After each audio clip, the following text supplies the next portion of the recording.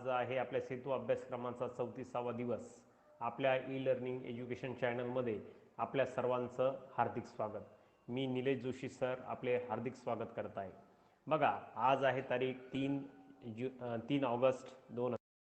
आपला अभ्यास आहे तो आता आपण बघणार आहोत। आजचा सेतू अभ्यासामध्ये आपला अभ्यास काय आहे तो बघण्यासाठी आपण आपल्या ग्रुपमध्ये आपण जाणार आहोत। तर बघा, आजचा अभ्यास काय आहे सेतू अभ्यासाचा तो आता आपण बघणार आहोत। आज आहे 34वा दिवस। सर्वप्रथम आपला विषय आहे मराठीचा।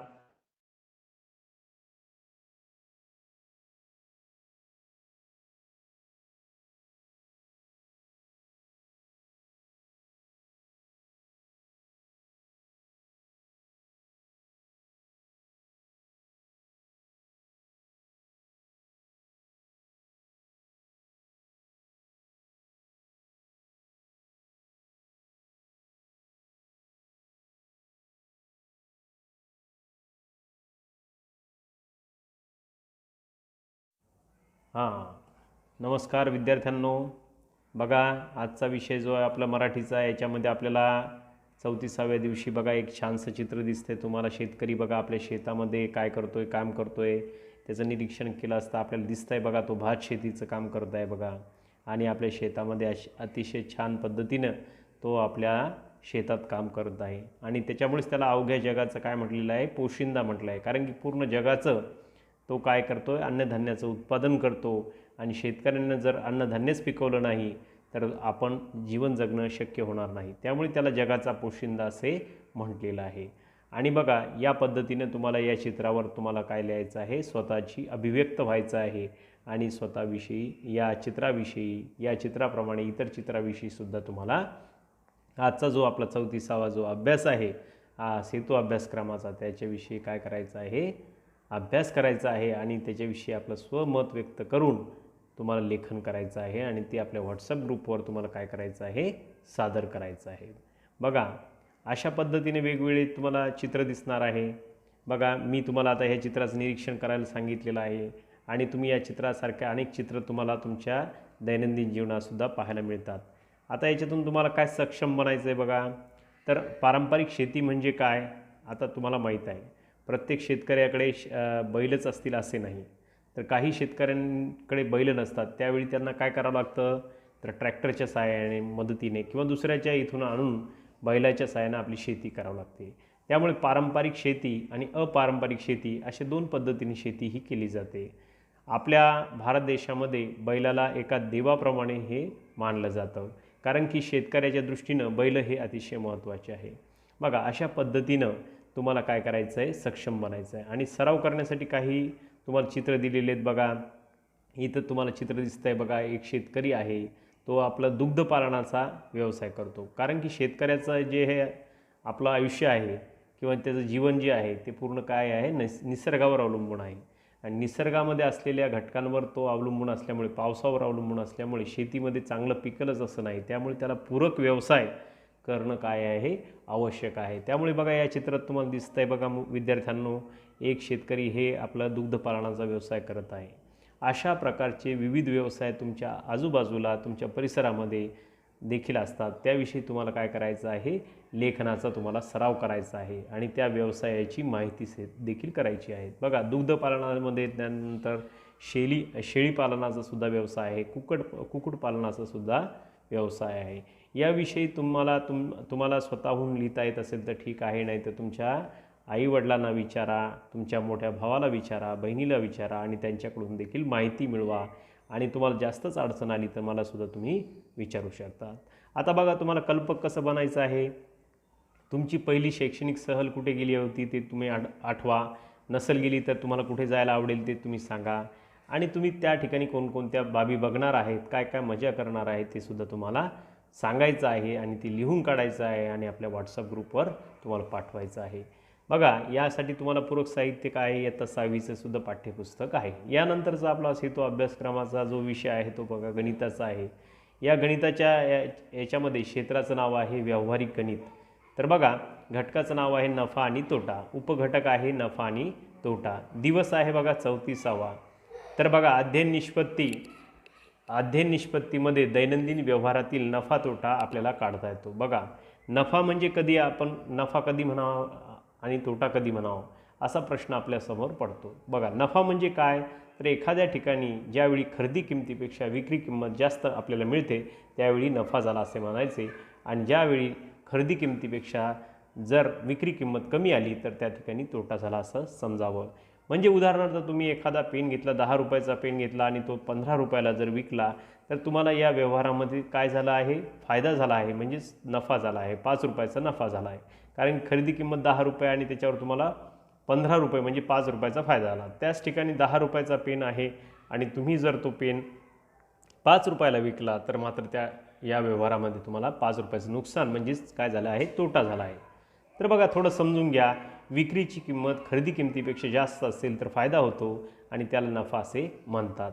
नफा बरोबर विक्री किंमत वजा खरेदी किंमत.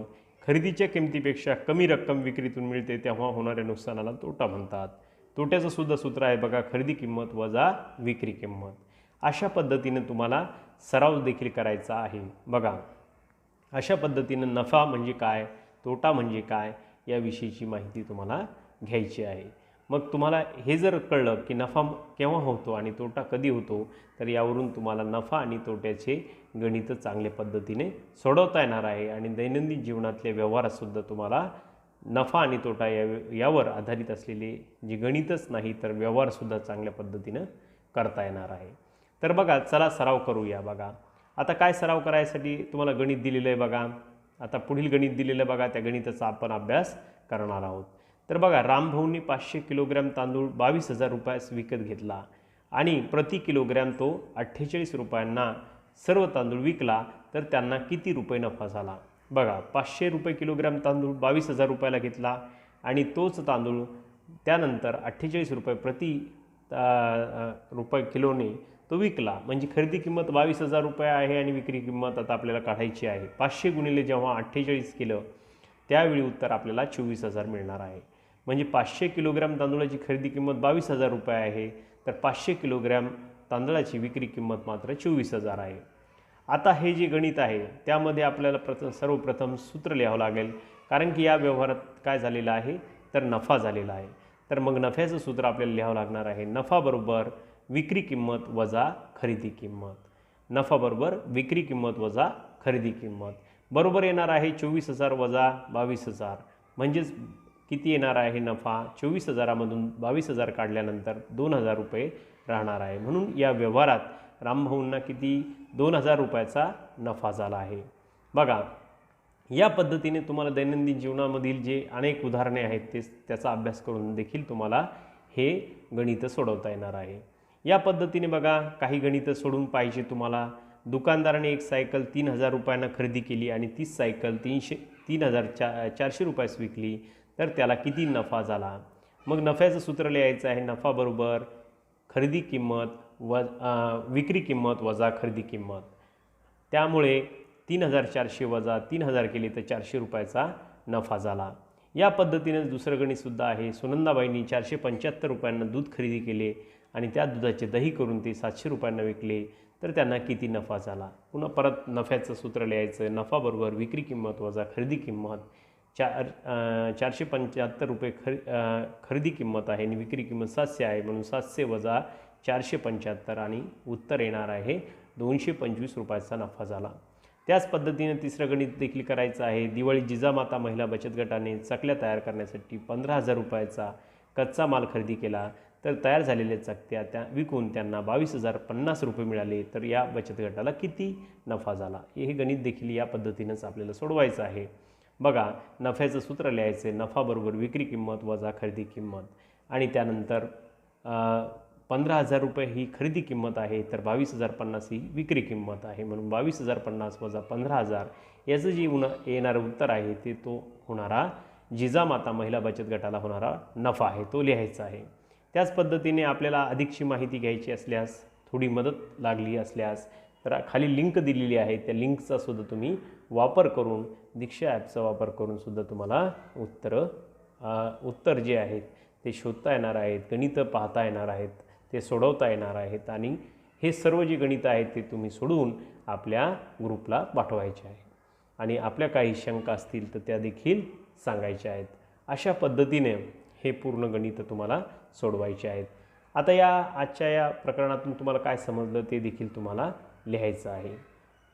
त्यानंतर पुढचा विषय बघा 34व्या दिवसाचा आपल्या इयत्ता 7वीचा, तो आहे आपला सामाजिक शास्त्र म्हणजे भूगोलाचा. तर इयत्ता 6वीच्या दृष्टीने संदर्भ सांगितलेला आहे. प्रकरण आहे ऊर्जा साधने 9 आणि अध्ययन निष्पत्ती आहे ऊर्जा साधनांची वर्गीकरण करतो. तर त्या अगोदर पहिले काही बाबी तुम्हाला आठवायच्या आहेत. 4 ऊर्जा साधनांची नावं तुम्हाला लिहायची आहे. मुख्य ऊर्जा साधन आहे बघा सूर्य, कारण की मुख्य ऊर्जेचा स्रोत हा सूर्य आहे. या पद्धतीनं तुम्हाला राहिलेले 3 ऊर्जा साधनांची नावं लिहायची आहेत.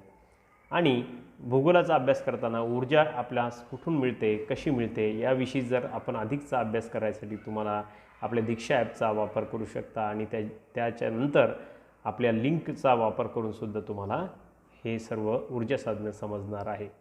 तर बघा त्याच्यानंतर आपल्याला पुढचा घटक जो आहे तर बघा आता इयत्ता 6वीच्या भूगोलामध्ये जर तुम्ही निश्चितपणे ऊर्जा साधनाचा जर अभ्यास केला असेल तर निश्चितच तुम्हाला सर्व ऊर्जा साधनांची नावं सांगता येणार आहेत.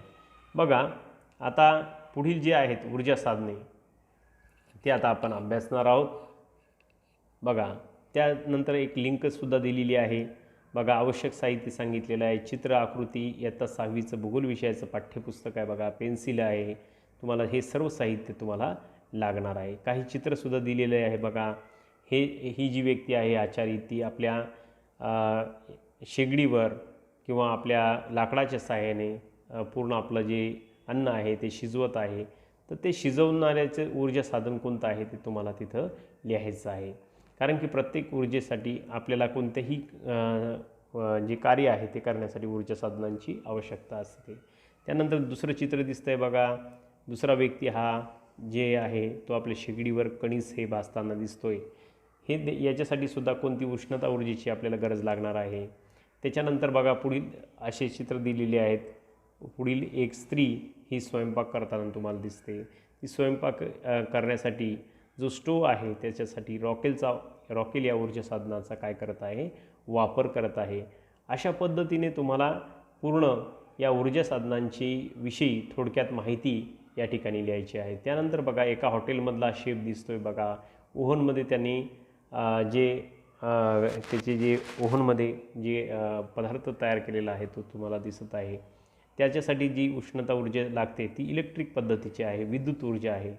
त्याच्यानंतर बघा एक शेफसुद्धा दिसतोय तो आपल्या शेगडीवर म्हणजे गॅस शेगडी जी आपल्या घरामध्ये सुद्धा आहे त्या गॅस शेगडीवर काय करतो आहे तो अन्न शिजवत आहे. अन्न शिजवताना त्याला LPG गॅस म्हणजे आपल्या घरातला नैसर्गिक वायूचा या ऊर्जा साधनाचा वापर करत आहेत. आतापर्यंत आपण बघितलेले सर्व चित्रांचा तुम्हाला काय करायचं आहे अभ्यास करायचा आहे आणि त्याविषयीची माहिती लिहायची आहे. अशा पद्धतीने बघा आपल्या या ऊर्जा साधनांचं हे जे प्रकरण आहे यामध्ये काही खालील तक्ता अभ्यासण्यासाठी दिलेला आहे. बघा त्याचा आपण अभ्यास करणार आहोत. बघा काही पदार्थाच्या आधारित ऊर्जा साधने असतात आणि काही प्रक्रियांच्या आधारित ऊर्जा साधने असतात. उदाहरणार्थ लाकूड, कोळसा, खनिज तेल, नैसर्गिक वायू, कचरा आणि अणू हे काय झाले पदार्थांच्या आधारित ऊर्जा साधने झाली. तर प्रक्रियांवर आधारित ऊर्जा साधनामध्ये सौर ऊर्जा, पवन ऊर्जा, पाणी, भरती, ओहोटी व भूगर्भीय उष्णता आहेत. तर पदार्थ कायमस्वरूपी राहत नाही तर इकडे नैसर्गिक प्रक्रिया कायमस्वरूपी राहतात. पदार्थ एकदा वापरल्यानंतर संपतात तर या ठिकाणी सातत्याने मात्र उपलब्ध असते. कारण की ऊर्जा, पवन ऊर्जा, सौर ऊर्जा ह्या न संपणाऱ्या आहे. अक्षय ऊर्जा असे सुद्धा त्यांना म्हणतात. मर्यादित स्वरूपात ह्या उपलब्ध असतात तर ह्या मुबलक प्रमाणात आपल्याला उपलब्ध असतात. त्यानंतर या निर्माण होत नाही तर या पुनर्वापर आपल्याला करता येतो. त्यानंतर बघा निसर्गतः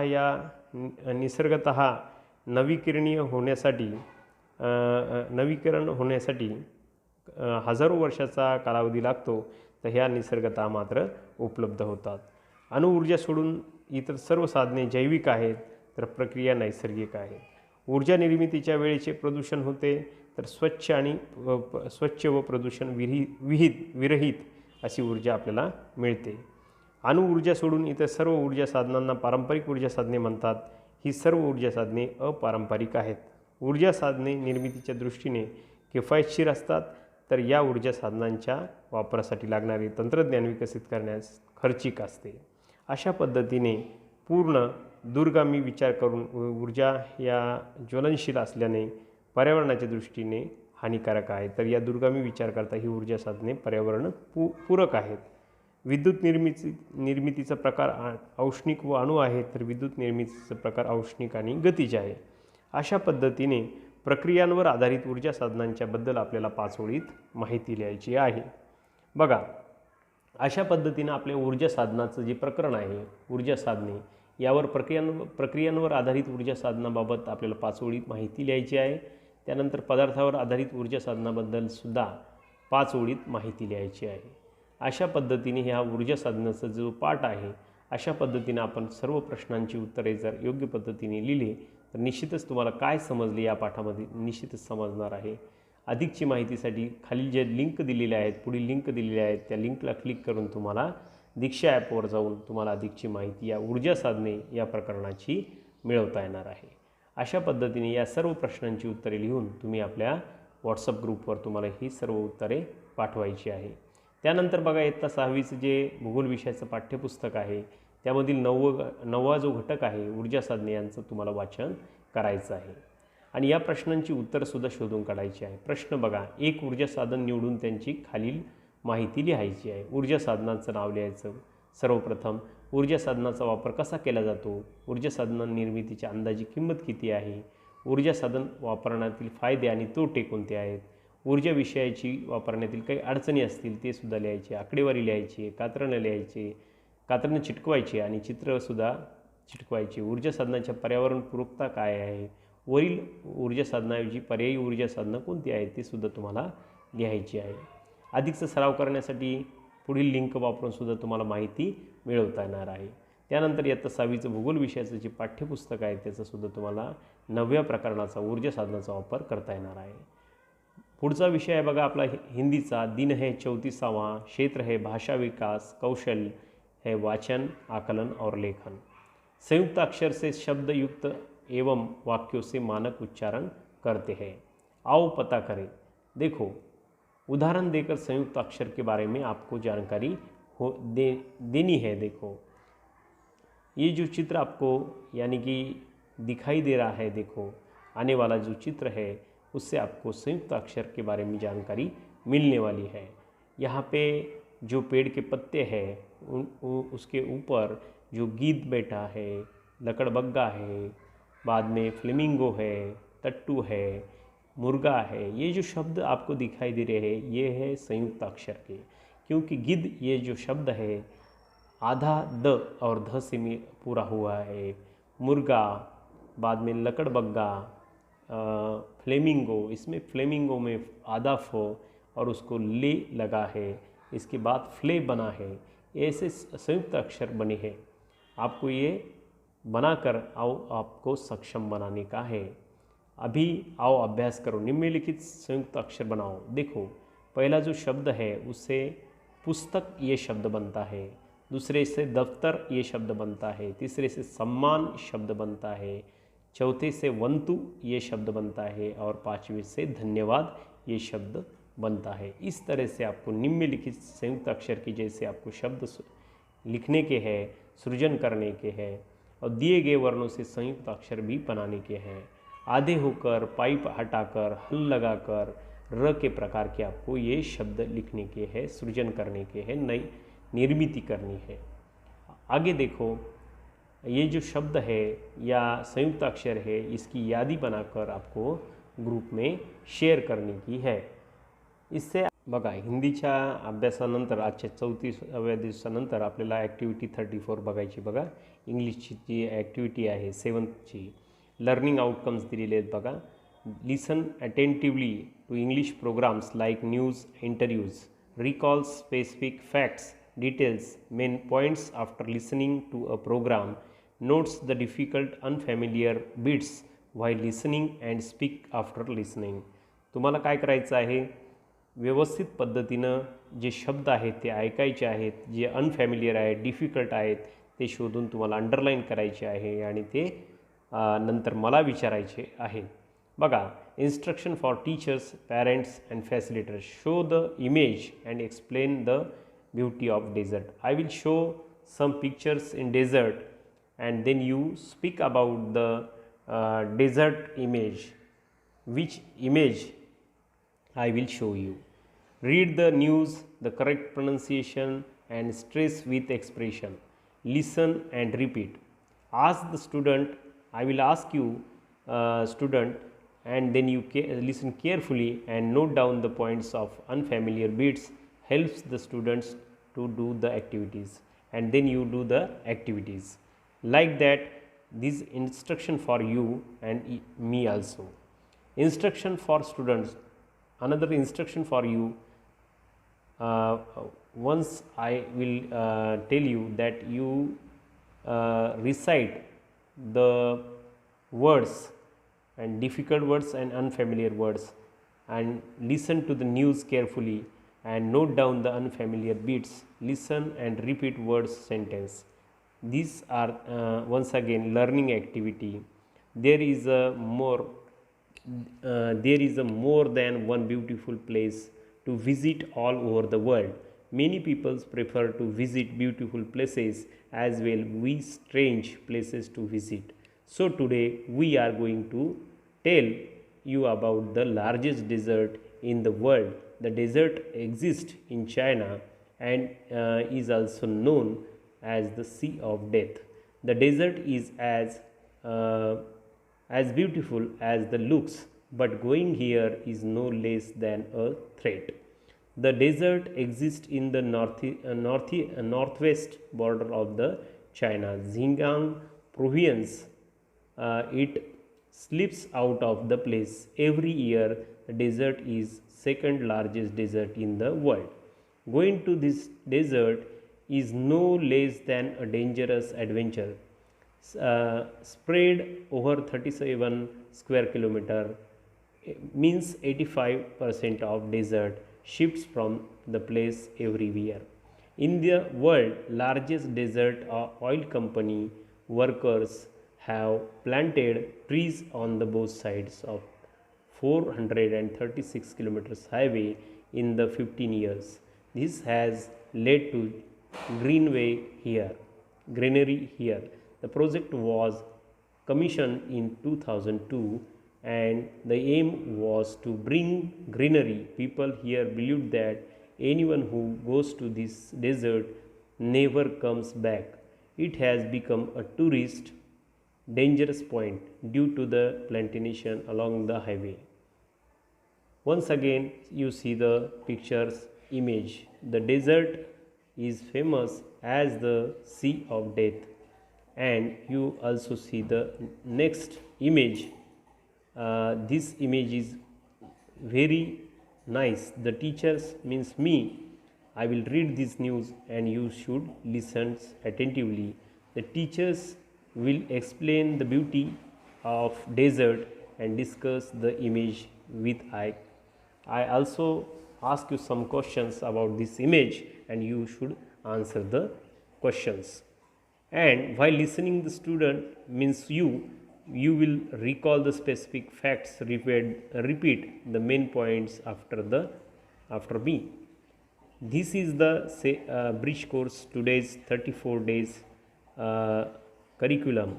You should solve the activity also. Vocabulary, Sea of Death, exist, provisions, commissions, mains point, strange place, desert, greenery, unfamiliar bits, Sea of Death, threat, second largest desert. Once again, second one picture is the pyramids of Egypt, and this is also big playing image, and then once again many more most beautiful places in our world. The Amazon rainforest, the world most adventurous places in the world. You should visit these places and see the greenery in the places. Look at the images and tell main points. Collect the news with images like this and Collect the strange headlines from any newspapers or any channels. Evaluations: collect the news with images and collect the be collected the collage pictures, and collect the strange headlines from any newspapers or channel and write it. Once again, I tell you that this is the greatest images in the world, and tell the headlines and collage different types of news. You should also see the Diksha video e-content. This is the link. You should click the link and see the Diksha app video. Once again, may I take away, today I learned I am able to understand the news details with unfamiliar bits. Yes. I am able to listen attentively English newspapers and program. Yes. I am able to speak or given topics. Yes. अशा पद्धतीने आजचा हा सेतू अभ्यासक्रमाचा इंग्रजीचा अभ्यास आहे. त्यानंतर बघा विज्ञानाचा आजचा अभ्यास आहे 34व्या दिवसाचा, तो म्हणजे प्रकाशाचे स्रोत आणि प्रकाशाचे संक्रमण. याच्यासाठी संदर्भ दिलेला आहे बघा, इयत्ता 6वीचा जो पाठ आहे आपला 14वा, प्रकाश आणि छाया निर्मिती, याविषयीचा आपल्याला माहिती घ्यायची आहे. बघा, इतर विषयाप्रमाणे देखील आजच्या या 34व्या दिवशी विज्ञानाच्या कृतीपत्रिकेसंदर्भात काही अध्ययन निष्पत्ती आपल्याला आल्या पाहिजे, अपेक्षित आहे. बघा, परिसरातील साहित्य वापरून प्रारूपे तयार करतात आणि त्यांचे कार्य स्पष्ट करतात.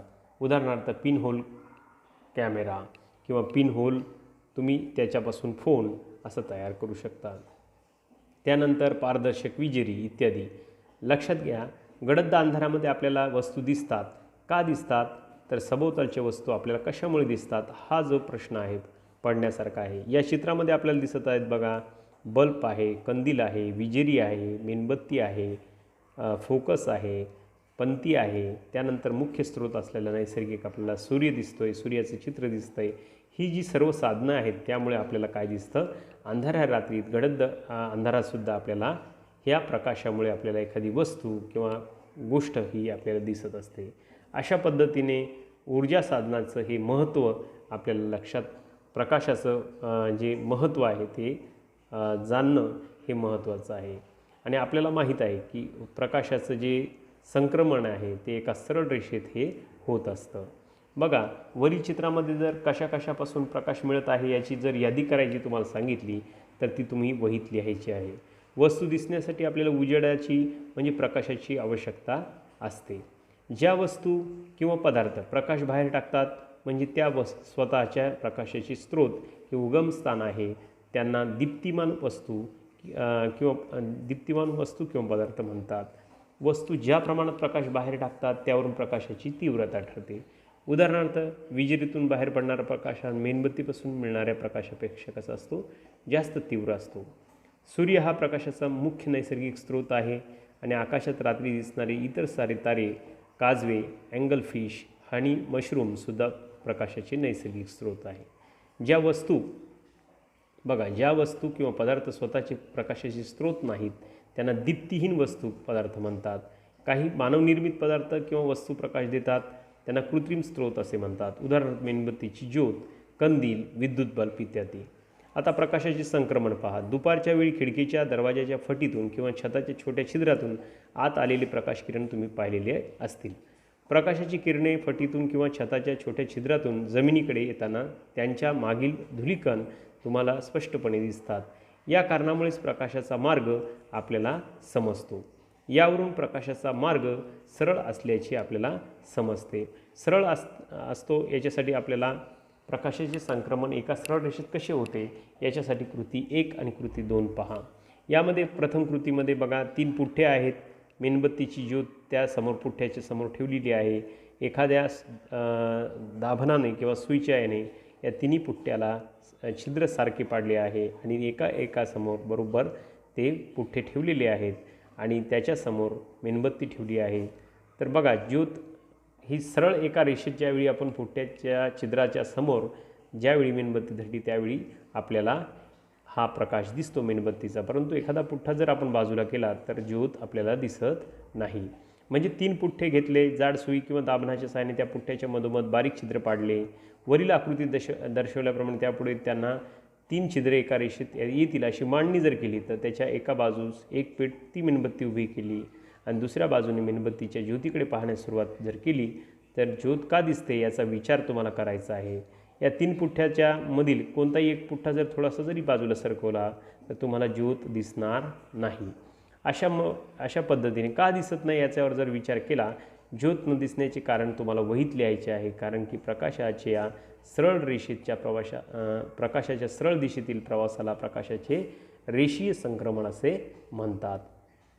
आता खालीलपैकी तक्त्यामध्ये दिलेली प्रत्येक वस्तू दीप्तिमान आहे की दीप्तिहीन आहे ते तुम्हाला लिहायचे आहे. पेन हा कसा आहे तर दीप्तिहीन आहे, कारण की पेनाला कुठलाही प्रकाश नाही. पेटलेली मेणबत्ती दीप्तिमान आहे. पुस्तक दीप्तिहीन आहे. विजेरी दीप्तिमान आहे. बल्ब दीप्तिमान आहे. टायर दीप्तिहीन आहे. मेणकापड दीप्तिहीन आहे. पेन्सिलसुद्धा दीप्तिहीन आहे. आणि देवापुढे लावलेला जो दिवा आहे तो मात्र दीप्तिमान आहे. त्यानंतर दुसरा एक प्रयोग करायचा सांगितला आहे, आकृती करायची सांगितली तुम्हाला. आकृतीत दाखवल्याप्रमाणे सरळ परंतु सहज वाकेल अशी एक नळी घ्या किंवा पेपरचा रोल करा आणि स्टँडवर किंवा एखाद्या उंच डब्यावर पेटती मेणबत्ती ठेवा आणि नळीतून किंवा पेपरच्या रोलमधून तिच्याकडे पहा काय दिसते. आता नळी वाकून पाहिली किंवा पेपरचा रोल थोडासा वाकून मेणबत्तीकडे पहा काय दिसेल. ज्यावेळी आपला जो रोल होता तो सरळ होता त्यावेळी मेणबत्ती आपल्याला दिसली, म्हणजे प्रकाश दिसला. परंतु ज्यावेळी नळी वाकवली त्यावेळी मात्र मेणबत्तीचा प्रकाश आपल्याला दिसला नाही. अशामुळे कोणत्या कृतीमध्ये मेणबत्ती ज्योत स्पष्ट दिसेल त्याविषयीची तुम्हाला माहिती इथे लिहायची आहे. आणि अशा पद्धतीने ह्या सर्व माहिती तुम्ही आपल्या ग्रुपवर व्हॉट्सअप ग्रुपवर शेअर देखील करायची आहे. आता आपल्याला परिसरात आढळणाऱ्या काही दीप्तिमान वस्तू आहेत, नैसर्गिक प्रकाशाचे स्रोत आहेत, कृत्रिम प्रकाश स्रोत आहेत, याच्याविषयीचा तक्तासुद्धा तुम्हाला काय करायचा आहे, हा पूर्ण तक्त्याची माहिती तुम्हाला लिहायची आहे. आणि अधिकच्या माहितीसाठी दीक्षा ॲपवरची ही जी लिंक दिलेली आहे त्या लिंकचा तुम्ही वापर करून या पूर्ण आपला जो प्रकाशाचे संक्रमण आहे एका सरळ रेषेत कसे होते याविषयीची तुम्हाला पूर्ण माहिती लिहायची आहे. अशा पद्धतीने बघा आज आपण सेतू अभ्यासक्रमाचा पूर्ण अभ्यास केलेला आहे. तर आता आपला हा सेतू अभ्यासक्रमाचा पूर्ण झालेला आहे, परंतु आता तुमची जबाबदारी सुरू झालेली आहे. आता आज जो आपण सेतू अभ्यासक्रमामध्ये मराठीचा, हिंदीचा, इंग्रजीचा, गणिताचा, सामाजिक शास्त्राचा या सर्व भूगोलाचा सर्व विषयांचा जो अभ्यास केलेला आहे तो सर्व अभ्यास तुम्ही पूर्ण करायचा आहे. आणि पूर्ण केल्यानंतर आपल्या व्हॉट्सअप ग्रुपवर तुम्ही काय करायचं आहे, शेअर करा.